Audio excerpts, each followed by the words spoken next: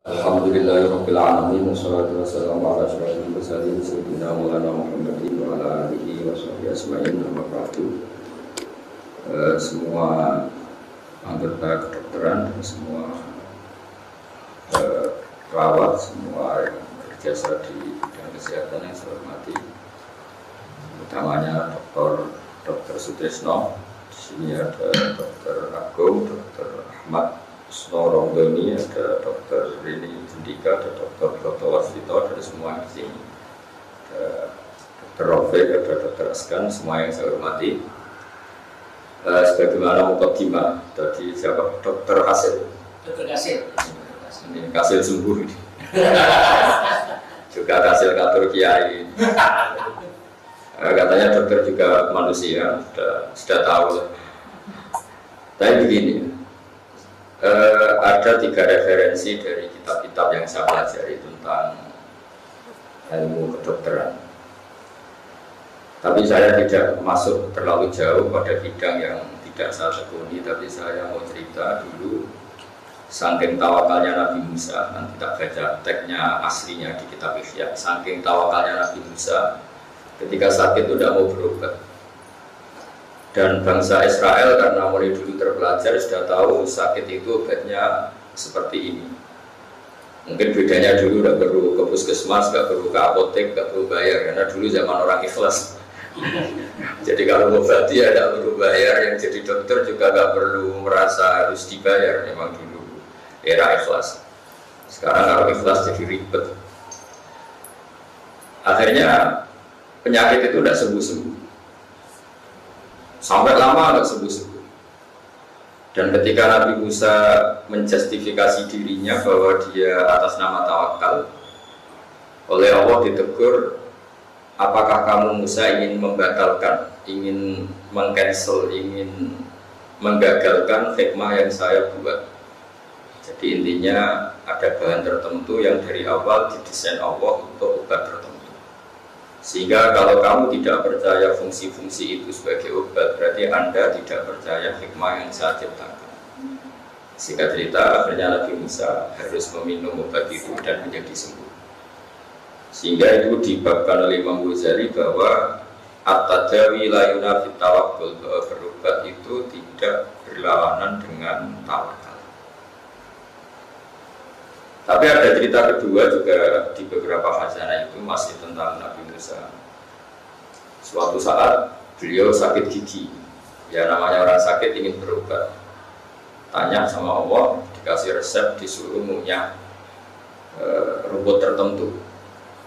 Dan itu jauh sekali dari tempat Nabi Musa. Setelah beliau datang ke tempat itu dan mengunyah rumput itu sembuh. Suatu saat Nabi Musa itu sakit lagi. Nggak konsultasi lagi dengan Allah, tapi langsung punya rumput itu, tapi tambah sakit. Akhirnya protes sama yang bikin resep, yaitu Allah. Dalam hal ini Allah, bukan dokter, langsung Allah. Ya Allah, ini sesuai resep jenengan, kenapa tambah sakit? Tapi kata Allah, dulu kamu percaya saya, sekarang percaya rumput. Ya sudah, minta obat sama rumput. Jadi akhirnya ya sudah seperti itu. Jadi ini pelajaran bagi kita bahwa obat ya tidak segala-galanya, bahwa tawakal juga jangan menjadikan kita tidak berobat. Itu khazanah yang saya baca dari kitab Al-Ihya dan beberapa kitab. Terus ketiga, kelirunya kita sebagai manusia itu biasanya fokus itu kalau di agama itu malah salah. Bukan salah fokusnya, tapi salah mengabaikannya. Misalnya begini, gara-gara ada COVID misalnya, semua orang tergerak untuk supaya COVID itu tidak menjalar, tidak banyak makan korban. Padahal kalau kita fair, potensi kalau yang kita takutkan adalah kematian, potensi kematian karena chaos sosial, karena kegaduhan politik, atau karena gempa, atau karena tsunami itu banyak sekali.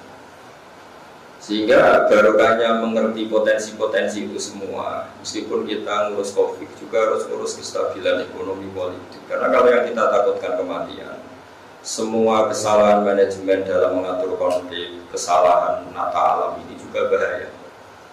Sehingga dengan demikian kita akan stabil, jangan semua energi diarahkan ke sana. Ini takutnya ada gaya yang lebih dasar karena geososial, karena ekonomi atau karena politik. Di sini dibutuhkan kearifan untuk mengelola bangsa ini. Sehingga agama tidak mau terjebak ke tema tertentu. Agama yang mengajarkan kita, kata Allah, saya ini Tuhan, kata Allah, yang setiap saat bumi yang kamu pakai saya tenggelamkan. Kalau bahasa modern sekarang disebut likuifaksi. Amin tuman fisama ayakhsifa bikumul ardo faida hiya tamut. Bumi yang kamu injak bisa saja setiap saat likuifaksi dan Anda akan hancur semua, tenggelam. Amin tuman fisama ayursila alaikum hasiba, atau meteor-meteor yang di langit setiap saat jatuh dan Anda juga akan mati semua. Atau sistem alam ini saya hancurkan dan Anda juga akan mati semua. Sehingga ketakutan ulama itu mungkin ini yang beda dengan ketakutan dokter. Kalau dokter rame-ramenya pandemi ya takutnya sama COVID. Kalau rame-ramenya geososial, orang politik ya takutnya geososial. Kalau orang ahli geologi mungkin lebih takut pergeseran bumi, nanti takut gempa, takut ini.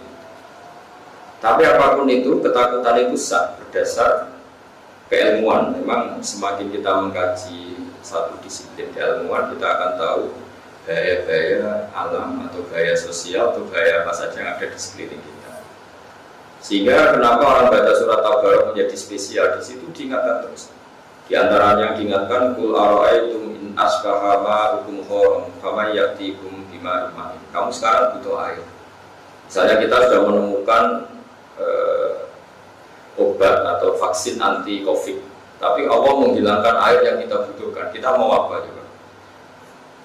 Bisa saja air itu setiap saat ghaurah itu hilang di telan bumi. Fama ya'tikum bima imanin. Lalu siapa bisa mendatangkan air itu?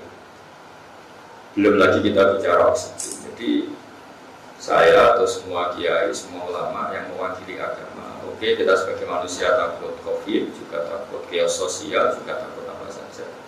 Tapi semoga ketakutan itu menjadikan kita kembali kepada Allah yang jiun, Allah yang tahu. Kita menjadi tahu bahwa kita lemah, kita tidak siapa-siapa. Jadi katanya Dr. Kasil kita memang ya manusia, Ustadz juga manusia, Kiai juga manusia. Cuma bedanya mungkin saya lebih siap karena saya menghitung nyawa itu hanya sehari. Jadi saya tuh merasa hidup saya itu hanya sehari. Jadi nggak lama-lama. Misalnya hari ini saya hidup, mungkin besok mati, besok hidup lagi, mungkin besok mati. Sehingga bayangkan hidup itu udah mulu-mulu ya. Memang aturannya gitu. Wa amali akhiratika ka'anna katamutu khotan. Kalau sudah beramal untuk akhirat, bayangkan Anda itu mati besok. Sehingga kata para ulama, kalau kamu sholat, seakan-akan itu sholat terakhir kamu. Kalau kamu sayang sama anak istri, juga seakan-akan itu sayang terakhir. Sehingga semuanya maksimal.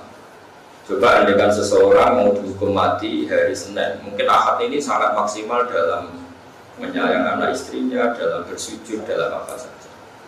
Nah kita ini orang-orang yang membayangkan hidup itu panjang sekali, sehingga semuanya kita atur. Bahkan saat melawan penyakit pun kita lupa.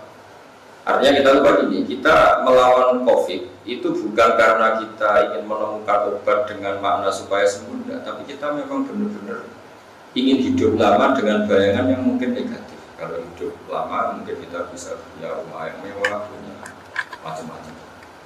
Ini yang tidak diinginkan Islam, al-hakumut takatsur. Jadi bayangkan hidup lama tapi dengan bayangan khayal. Tapi coba kita lebih ke yang lebih Islam, bahwa bayangkan hidup lebih lama supaya ibadah kita lebih lama, supaya sujud kita lebih lama, supaya manfaat kita lebih lama.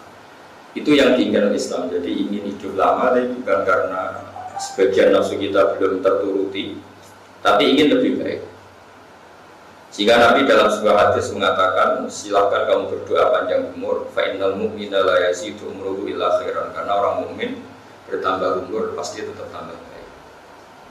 Nah, tambah baik ini disarai oleh beberapa ahli hadis bahwa andaikan Anda dalam keadaan sakit terus pun, mungkin itu ya baik karena itu menjadi kafarah dosa kamu. Mungkin dalam pandangan keilmuan, barokahnya ada orang sakit terus jadi penelitian ini hanya sakit apa diteliti, itu ya bikin banyak pekerjaan. Apalagi kalau ada penemu obatnya, terus dia dapat kumplot atau dapat penghormatan apa. Jadi semua yang diciptakan Allah itu harus dilihat ada hikmah. Cuma pesan saya kepada semuanya bahwa fokus itu dalam hal ini itu ya baik, tapi coba dipertimbangkan. Sebetulnya untuk menjaga dari semua bahaya itu, kalau kita bicara misalnya tanyakan ahli geologi, mungkin mereka tahu ini gerakan tanah sudah begini karena nanti yang ahli laut ingin tahu ini abrasi setiap menit terjadi begini setiap tahun. Mungkin yang ahli meteorologi begitu, ini alam sudah gini, mungkin yang ahli apa, dan semuanya yang di sekeliling kita ini, alam ini sebenarnya mengarah ke kehancuran, bukan menuju yang lebih baik. Sehingga orang-orang sufi dulu kalau hujan itu, kamu udah bisa nata dunia. Allah bikin dunia itu renanya mau dihancurkan itu. Jadi desain dunia untuk dihancurkan. Artinya, buat kamu tata kayak apa, arahnya dunia ini menuju kiamat, bukan menuju yang lain. Sehingga orang-orang sufi dulu itu rileks karena tadi. Tapi barokahnya iman seperti itu bukan menjadi dablek, tapi begitu tergantung kepada Allah. Coba kalau Mars itu jatuh, planet Mars, kayak apa kita bisa? Sehingga Allah sering ingatkan, Inna Allaha yumsikus samawati wal arda an tazula wa la in zalata amsakahuma min ahadin min ba'di. Meteor tidak jatuh itu ya jasanya Allah. Bumi tidak gempa ya jasanya Allah, tidak likuifaksi. Padahal semua potensi itu ada. Bumi itu, di bawah bumi ini ada magma, ada minyak, ada apa saja. Kemudian sistemnya, ekologinya sudah dirusak. Jadi kalau kamu takut COVID karena itu menjadikan kematian masif, itu lebih cepat gempa, lebih cepat tsunami. Juga tsunami sekian detik sudah 100.000 orang kemarin yang di Aceh. Nah, maksud saya dengan mengingatkan seperti ini bahwa dengan segala pandemi yang ada di dunia, dengan segala resiko yang ada di dunia, sebenarnya yang kita alami sekarang sudah luar biasa. Karena kalau Allah menghendaki, gampang saja menghancurkan alam ini. Termasuk tadi dimulai dari menghilangkan air. Kul ara'aytum min asbaha ma'akum khoron kama ya'tikum bima'in. Ini mungkin nasihat umum, tapi bagus untuk didengarkan supaya semua orang itu tidak ujub. Jangan karena kita tangani COVID terus kita ujub seakan-akan kita paling berjasa menjaga kehidupan. Nanti yang bagian tangani keamanan, kestabilan sosial seakan-akan kita paling berjasa. Apa artinya sosial stabil? Sistem sosial baik, politik baik, tapi orang berpenyakitan juga mati. Dan juga sebaliknya, apa artinya badan sehat, tapi keadaan politik tidak baik, juga orang mati mungkin karena saling membunuh dan macam-macam. Apa artinya kesehatan baik, politik baik, tapi tauhid kita salah, sholat kita salah, terus kita berakhir masuk neraka. Terus kerennya apa? Makanya saya pernah ada seorang rektor bilang, Gus tak kasih dokter honoris causa. Guyon saya itu hanya satu. Saya tuh takut masuk neraka, masa dokter masuk neraka kan gak keren kan? Jadi artinya gini, kalau sudah berani jadi orang keren harus punya komitmen jangan masuk neraka. Malu kita sudah profesor, mubalagh, ustaz ternyata masuk neraka. Itu Umar bin Abdul Aziz itu. Umar bin Abdul Aziz seorang khalifah yang diantara yang paling adil, sampai punya gelar ya khamisat khulafa. Jadi khalifah itu ada 4, yang kelima paling adil disebut Umar bin Abdul Aziz. Beliau itu suka istri yang paling cantik, kalau pakaian yang paling bagus. Dia orangnya ambisius, kalau gelar ya sampai profesor, ya. Kalau sekolah ya sampai kumlot. Pokoknya dia cari yang terbaik. Suatu saat dia itu menanggalkan itu semua, dan dia seorang presiden, seorang amirul mukminin. Ditanya, mana mental kamu yang dulu ambisius, yang terus sekarang perfeksionis, ya dia semuanya harus suka sempurna. Tapi setelah dia jadi khalifah, jadi presiden itu pakai pakaian yang lusuh, tiap malam bersujud, tiap pagi kantor nyari siapa orang miskin yang butuh bantuan, dan dia jadi orang yang sangat soleh. Ketika ditanya kenapa anda sekarang jadi begini, jawabannya innali nafsan tawwabah. Saya ini punya jiwa yang nggak bisa dikendalikan. Kalau sudah punya keinginan harus kesampaian. Maka sebagaimana saya sukses jadi dokter, jadi profesor, jadi pejabat, sama harus sukses jadi masuk surga. Karena saya itu orang paling malu kalau gagal. Jadi kalau anda sudah berani jadi dokter atau jadi kiai atau jadi mubalagh, harus berani juga menjadi ahli surga. Dengan kengototan yang sama saat kita ingin jadi dokter, jadi spesialis, jadi apa. Jadi dalam ilmu tasawuf disebut nafsuka mati ya tukafar fubiya. Mental yang ada di diri kamu itu kendaraan kamu untuk menuju apa. Enggak apa-apa kamu ambisius, tapi juga harus ambisius untuk masuk surga. Jangan ambisius ingin jadi dokter, jadi profesor, jadi ketok, tapi ketika ibadah lembek sebenarnya. Siapa kamu punya mental tawadhu? Saya punya jiwa yang skeptis, ragu. Tapi jadikan keraguan Anda setiap ingin melakukan sesuatu jadi ragu melakukan maksiat, ragu melakukan korupsi. Jadi intinya kata orang-orang tasawuf, nafsuka mati ya tukafar. Jiwa kamu itu, ya kendaraan kamu menuju Allah, maka kelolalah yang baik. Jika pahala tertinggi dalam Islam adalah menyelamatkan nyawa, maka selamatkan nyawa orang-orang yang kena COVID dengan niat bahwa menyelamatkan nyawa itu pahala paling besar. Nanti yang bagian Polhukam atau bagian kepolisian atau bagian apa bahwa Indonesia tidak boleh dias karena dengan demikian tidak ada pembunuhan, tidak ada konflik sosial. Usahakan itu sebagai ibadah kamu untuk menjaga tidak terjadi sabut jima, tidak terjadi pertumpahan. Begitu seterusnya. Kita punya uang, ada orang miskin, kita kasih makan dengan niat kalau tidak makan dia mati. Berarti kita berkontribusi supaya orang itu tidak mati. Sama, itu ibadahnya juga menjaga nyawa. Itu yang dikatakan Allah. Bila jika katabna ala bani Israil nahum man qatala nafsan bi ghairi nafsin faka'annama qatala nasa jami'a wa man ahyaha faka'annama ahyan nasa jami'a. Siapa yang berkontribusi menyelamatkan nyawa satu, maka sama juga menyelamatkan nyawa seluruh dunia. Karena orang yang kamu rawat, yang para dokter rawat, dia mungkin kepala keluarga yang kalau sembuh akan menghidupi satu keluarga. Atau dia anak kecil yang jadi semangat keluarga itu kalau dia hidup satu keluarga punya semangat. Kenapa butuh kiai? Padahal kiai itu tidak tangani medis karena dia ini yang menjaga ritme tauhid, ritme bahwa irama kita hubungan dengan Allah jangan sampai ketika diuji terus muamalahnya dengan Allah dulu, ketika diuji hubungannya dengan Allah dulu. Karena kita harus tetap menjaga tauhid bahwa kita dari tidak ada kemudian ada.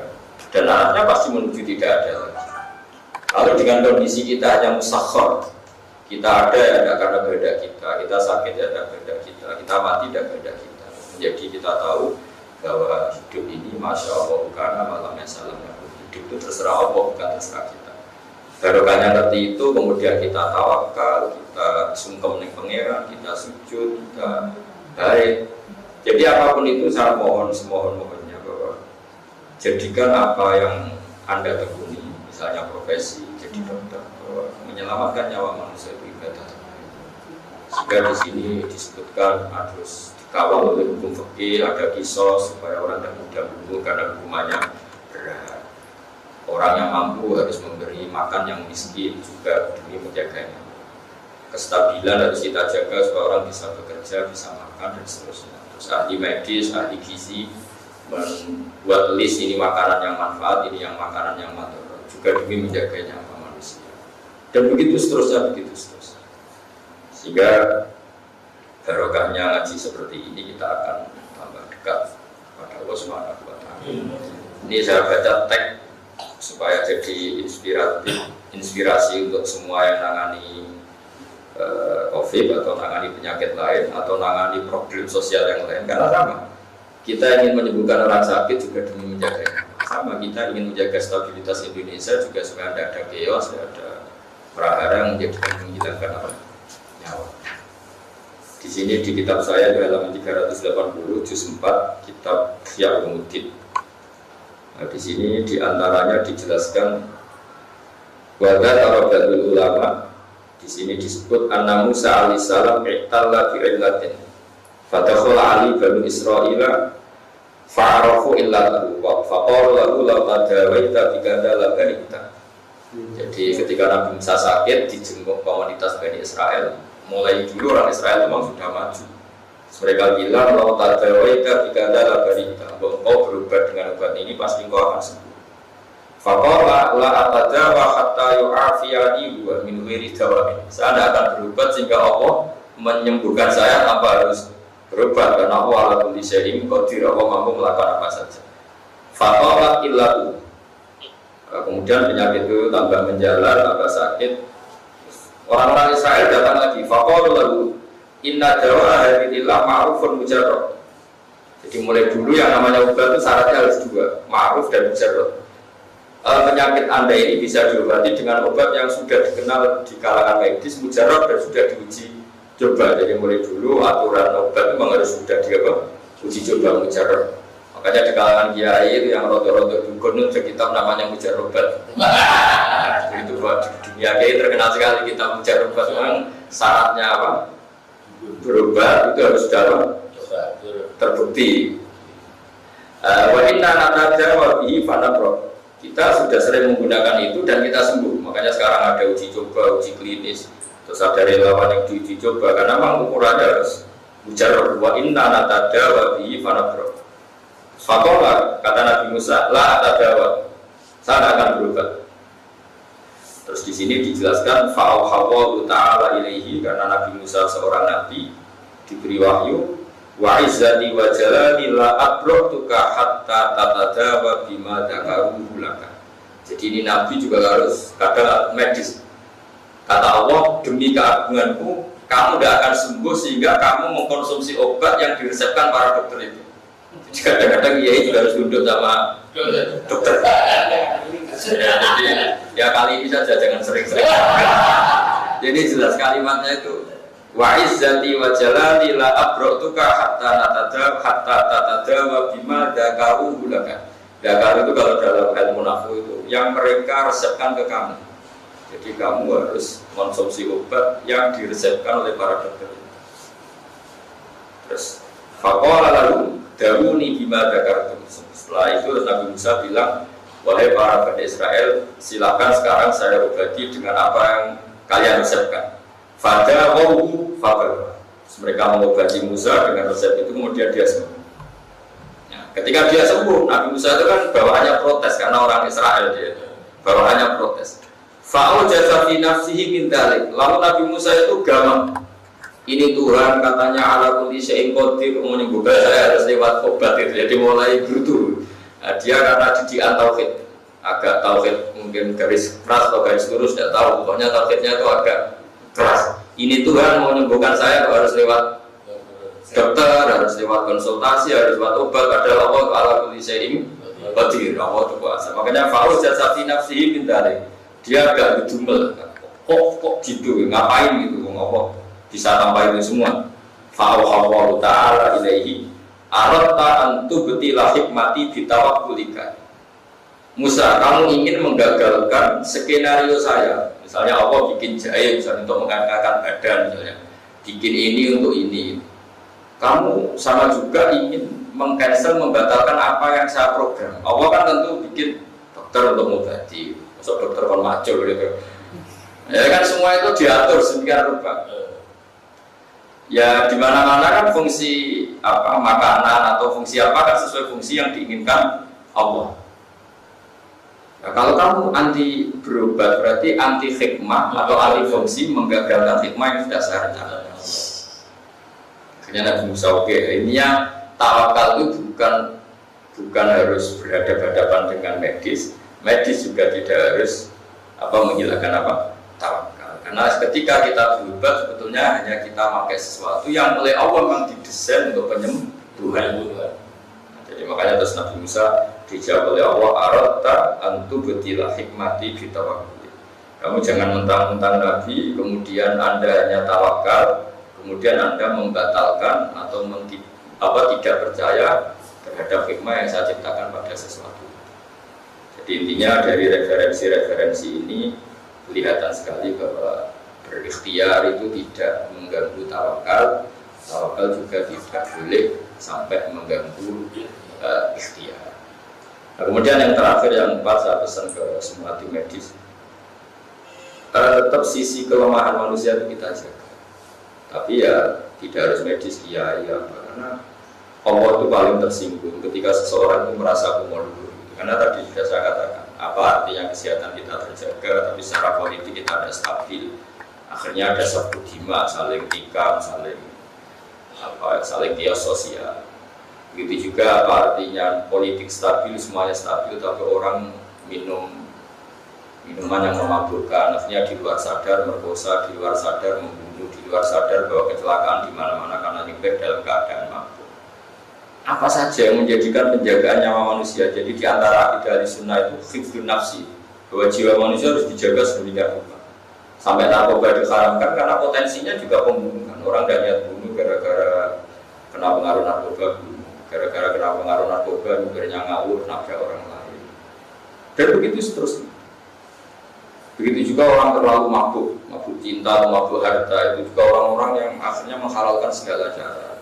Gara-gara itu korbannya jadi dendam, jadi biososial. Apapun itu dari segi sosial manusia, belum sistem alam.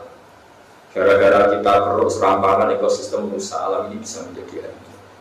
Makanya Allah sering ingatkan, amin tuman fisama ayakhsifa bikumul ardo faidahiyat amur, bahwa bumi yang kita injak, yang kita pakai ini punya bumi yang sangat rentan, karena di bawah ini ada magma, ada minyak, ada macam-macam.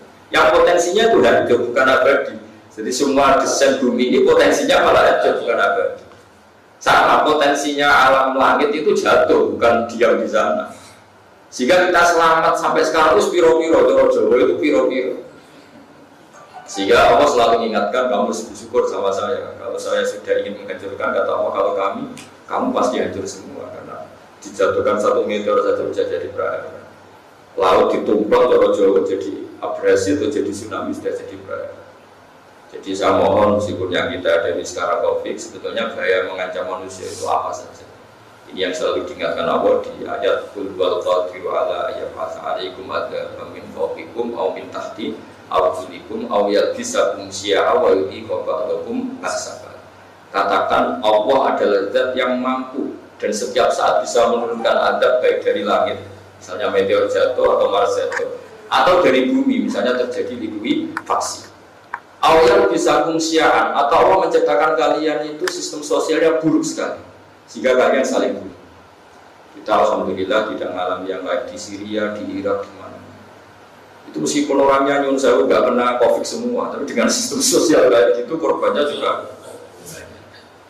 Makanya kita harus bersyukur bahwa monggo yang lembaga medis menangani tadi COVID, yang Pak Polisi, yang kepolisian menangani stabilan, yang Pak Tentara juga sesuai fungsi masing-masing, Kiai juga sesuai masing-masing, yang anti mujarobat di monggo di praktekkan mujarobatnya, nggak apa-apa, tapi semua ini untuk menjaga hablim minallah wa hablim. Saya kira demikian, semoga ini bermanfaat. Nanti juga para dokter ini belajar nanti yang di Via ini supaya lebih pede bahwa mengobati pasien itu bagian dari syariat Islam. Ketika Nabi Musa menentang pengobatan berdasar tawakal, malah ditegur Allah, arota antu betila hikmati bitawakul. Kamu nggak boleh membatalkan hikmah yang saya ciptakan pada sesuatu itu. Jadi tadi Allah, misalnya kamu badan yang diketahui orang awam lah, kalau badan kamu kedinginan, orang awam tahu harus minum jahe, jangan terus gak mau minum. Sudah kalau Allah mau bikin hangat ya hangat sendiri gitu ya, jadi ribet kan. Terus kata awal terus bikin jahe gunanya apa gitu. Jadi saya kira